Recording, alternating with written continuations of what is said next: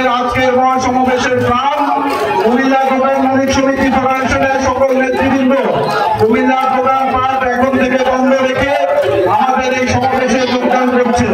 আমরা তাদেরকে হাত তালি দিয়ে